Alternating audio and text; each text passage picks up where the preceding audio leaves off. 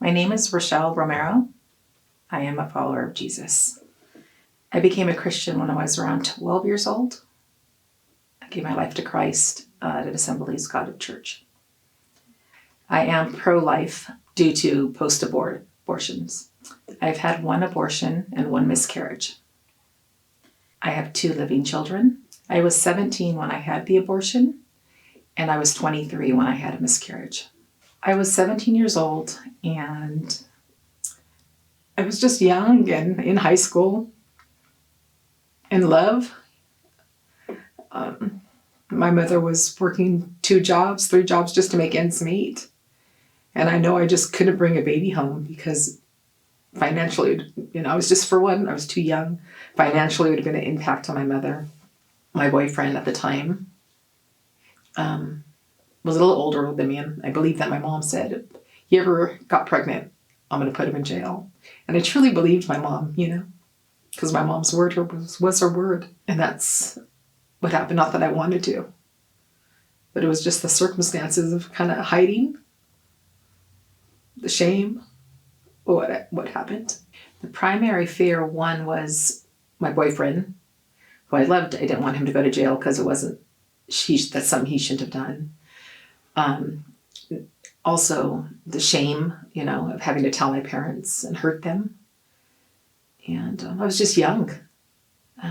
The abortion method was I went to Planned Parenthood, and they just took me in a little room and basically told me lies that it was just a blob. It was nothing. It didn't have a heart. It didn't have it wouldn't feel anything. It affected me emotionally. I felt like, how could anybody love me? How could I do something that's so bad? I felt a lot of shame and a lot of guilt, just unworthy and unloved. A lot of sabotage. I sabotaged myself. It didn't affect me as that much. I married him. I ended up marrying the father of my children. How it affected having children later in life is that, for one, I got pregnant right after my abortion, which made no sense. And I had a son, and I had 2 boys that were 15 months apart. But then when I got pregnant, when I was 23 and I had the miscarriage, that really rocked me, because once I had the miscarriage, immediately I was afraid that it would happen again. And I had my husband, he ended up having a vasectomy, so I wouldn't have any more children. It was a drastic change, a drastic measure. One would be 34 years old, and one would be 26. When I think of my children during holidays, Mother's Day for sure, Christmas, birthdays, pretty much all holidays, I think of them, what it would be like to have them in my life. I would say Mother's Day is the day that I probably miss them the most, because I'd have more children, their birthdays, Christmas, Thanksgiving, anytime that we have family gatherings, or the holidays are the hardest. Life would be just so much more full of love. There would be joy, more family. The one that I had abortion when I was 17, he's a boy. God revealed him to me in a vision, encounter, whatever you'd like to call it. And I was able to see him at the age of about 13. And his name is Jason Jacob. And my daughter, she's a girl. And she, at the time I was able to see her, she was at the age of between 3 and 4. And her name is Rachael. What I think was stolen from my family and the world is their life. They were robbed of having family and love and being able to contribute to the world. Who knows what they would have been? They could be prophets. They could have been, doctors, lawyers. They could have been anything. Teachers, a friend, loved one. They would have children. They were robbed of having a life and being part of our family. Looking back, I regret my decision 100%. If I would have known what an abortion was, I would have never had one. I just feel like I was lied to. They didn't tell you the truth. because God would have made it okay. Everything would have been okay, and I know that. But I would have never made that decision. If I could talk to my younger self before the abortion, I would say, don't do it. God will make a way. Things aren't as bad as you think they are. Share with somebody, talk to somebody, get advice, go to somebody that's godly that can help you with, making the decisions. It's a life, it ruins your life, but I did ruin my life for many years. I'd say don't do it. There's help out there. There's resources. And just don't do it. God will make a way. Jesus has healed me by revealing my children, letting me know that they were real. Gave me a dream of them. I was able to touch them, talk to them. They told me that they were named by the angels. They were given their names, and that they'd see me again in heaven. And they forgive me. They said they forgave me. Both of them forgave me. And that's just a blessing in itself, because I walked in torment for so long. I know they're real. I'm going to see them again in heaven. God's blood, he shed his blood to save me from the sin. I'm healed from that. My healing journey is just being able to forgive myself, knowing that Christ died on the cross for my sin. And he doesn't judge me. I don't feel like I'm judged anymore. I couldn't forgive myself for the longest until I was able to get the vision that God allowed me to have, the vision of my children, to see them, talk to them mind to mind. And I received their forgiveness. And that was from God, because I was tormented for years, over 20 years, that I battled that. I would tell my children in heaven that they were loved, they were wanted. And I look forward to the day that I get to meet them and greet them and be with them in heaven. And that they're the brothers, they have family. And I'm going to rejoice when I get to be with them again in heaven and see them. When I get to heaven, I get to meet my children. I look forward to being their mother, hug on them, love them. And those times that were stolen, they're going to be restored, and I'll get to be with my children.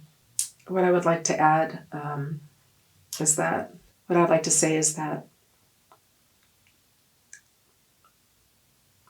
abortion is not what they tell you.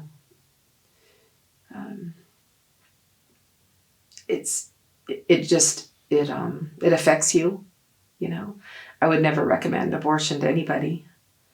There's healing in Jesus for anybody that's been hurt. God is so gracious, and he loves us that he forgives us when we can't forgive ourselves. There's nothing that God can't heal us from. We need to learn to forgive ourselves. That was the hardest part, was forgiving myself. But I'm grateful, because even my children didn't hold any anger or anything for me but love. And love conquers all. God is so beautiful that he had allowed me to see my children, even at the age that I needed to see them. And there was just love. And they're like, I'm going to see you again, Mom. I'll see you again in heaven. And I look forward to that day. But there's people out there, just don't do it. Ask for help. If you're living with torment from having an abortion and the guilt and shame that you feel, I would say ask God to come into your heart and ask him to forgive you.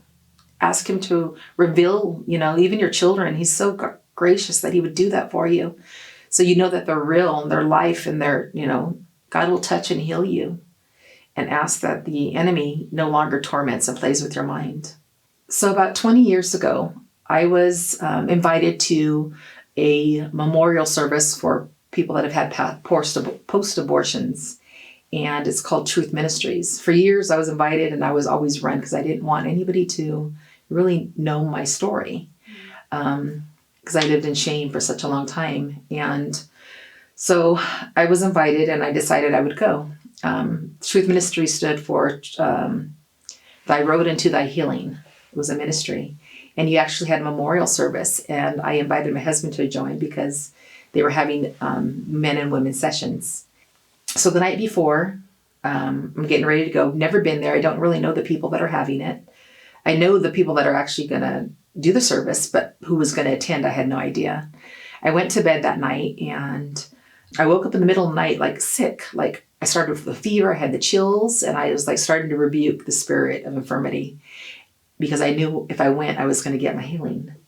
So I went back to bed and I woke up in the morning. I told my husband, "You're not going to believe this." And this is the story I shared with him. God took me to the room of where the ministry session was going to be.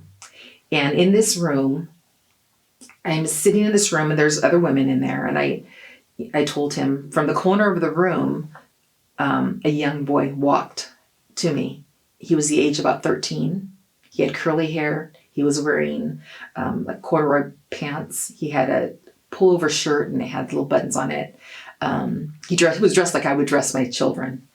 And he had curly hair and he walked up to me and he addressed me as Mom.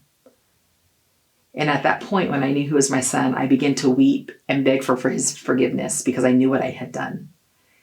And when I had the abortion, I never knew if it was a boy or a girl. So when he addressed me, I knew he was my son. You know, I told him, "I'm so sorry. If I knew what an abortion was, I would have never had one." And I said, "Please forgive me." And he told me he forgave me. And he said that he had to go, but he would see me again in heaven. And I said, "But wait a minute, I don't even know your name." And he said, "My name is Jason Jacob." He goes, "And I will see you in heaven." And as quick as he was there, he was gone. And I'm looking around the room like, doesn't anybody see what's going on? I could hear things in the background. And when he spoke to me, it was mind to mind. It wasn't that he spoke with words. It was mind to mind. I understood and heard everything he said. And as he's leaving, I'm like baffled, looking like, does anybody see this? And then I'm weeping. I put my hands, I'm looking at my feet and I'm holding my face, but I see, all of a sudden I see two little feet. And it's a little girl. She's the age of 3 to 4. She has curly hair like me. I normally have curly hair. And she has this little fat little arm. And I have a little fat little arm. And I would call it the Michelin arm. But anyways, she has curly hair. She's wearing a little denim dress. She's wearing like Mary Jane's with white socks with little ruffles on them. She's wearing a little white shirt. And she says, "Mommy." And I knew if for her when I was pregnant, when her heart stopped, I knew it was a girl. I just knew it was something inside of me. I said I was having a girl. So her name would have been Sarah Rachael. So I knew her name. And she told me the same thing. "Hey, I'm in heaven. I'm in heaven, Mommy. And the angels play with me." And they told me don't cry for them no more, that they're okay. And then they'll see me in heaven. And as quick as I grabbed her little fingers and I'm kissing her little hands. And she's looking at me and her little face is a little pudgy. And she says, "Mommy, I got to go now. I'm in heaven with the angels, but I'll see you again in heaven." And as quick as I kissed her little hands and let them go, she turned around and she was gone, as if she disappeared. And I'm looking like nobody's seen what was going on. Then I had woken up and I was sharing my story. I was sharing that story with my husband. And I told him the only thing that I didn't understand, I told him that I don't understand the name. For her, yes, we knew her name. If she's a girl, her name would be Sarah Rachael. But if for a boy, Jason Jacob was not a name I would have named him. But the name Jacob I've always loved. But the first name Jason, I didn't understand that. I told my husband. And so the next morning we get dressed up and he says, "Would that ever happen? Do you think God will show me that?" And I said, "I don't know." I was just honored that God allowed me to see them. So we got dressed, we went to the meeting, and the lady that was doing the ministry, I shared my story. I was so excited because I was told my husband before we got there, it may sound crazy, but some of the people that I named some names that were going to be there just because I was, I needed to tell him, this is real. This has really happened. You need to understand this happened. And when we got there, we seen some of the people that I had seen in my dream the night before. And when I asked the minister that was doing the services, I had told her that I said, the only thing I don't understand, and I told my husband the same thing, is the name. I would have never chose the name Jason Jacob. And see, she said, let's look in the book of names. Let's see what the name Jason means. And the name Jason meant healer.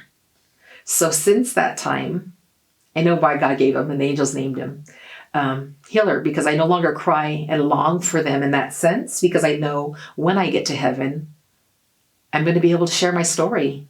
I mean, I'm going to be able to love on them. They're going to be my children. They're real. And I don't grieve for them like that anymore. So I've been healed in that aspect. So God is good. The beautiful thing is that, I was able to experience and share that story with my husband. And he was the father of the 2 children. I've been married now for 34 years. And when God gave me the vision of my children, he was able to go into the class also for some healing. Because at that point, when I shared my story, I had no idea that he felt anything, because we never discussed it. It was a secret that we just didn't share. And that's the thing. And we've been married now for 34 years. And it would have been different. We would have had 4 children. But fear, lies, that's what made me have ultimately why I had the abortion.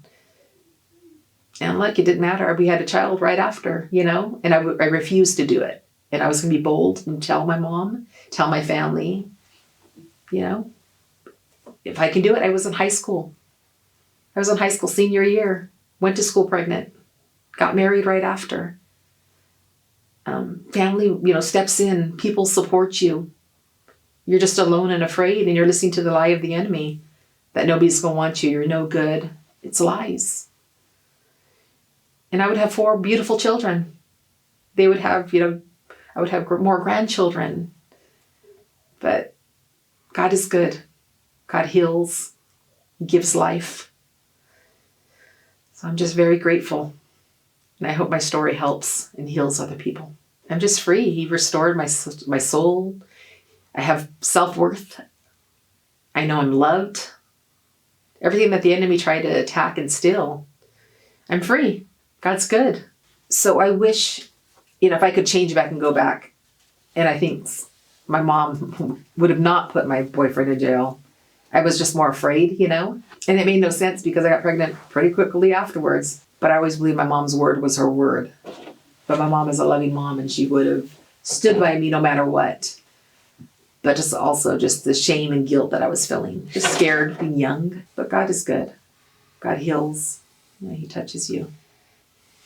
And I was grateful. Grateful to be free. Grateful to be forgiven. And grateful for his love. And my children's love. And I know that I'm going to go to heaven, and I'm going to see my children. And I'm not going to have just 2 children here, earthly children in heaven. I have a big family.